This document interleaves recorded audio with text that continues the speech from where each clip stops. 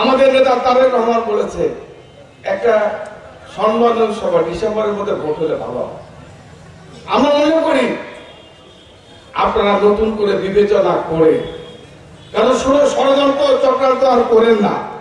দেশের মানুষ কিন্তু আর সহ্য করবে না, কারণ 20 বছর 22 বছর মানুষ ক্লান্ত হয়ে গেছে এই একটা ভোটের জন্য, ভোটের অধিকারের জন্য।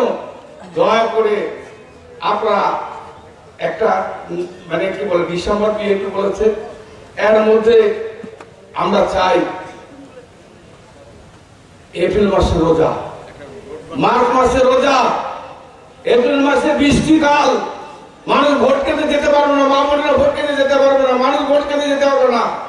আমরা চাই এমন একটা সময় ভোট দেন যেন মানুষ উৎসব করতে। ভোট মানে তো আমেজ না বলেন আপনারা, ভোট মানে আপনার মেলা, গ্রামে গ্রামে মেলা হবে, উৎসব হবে, আনন্দ হবে, মিছিল হবে।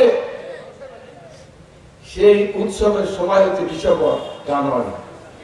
আমরা চাই এই সময়ের মধ্যে ভোট হলে সবচেয়ে বড়। তাই আমি আপনার কাছে অনুরোধ থাকবে, দয়া করে সরকারের কাছে আমাদের আহ্বান, বিএনপি নেতা আমাদের দল বলেছে এই সময়ের মধ্যে আপনারা ভোট দেবেন, এটাই সরকারের কাছে আমাদের, এটাই হচ্ছে আমার বক্তব্য।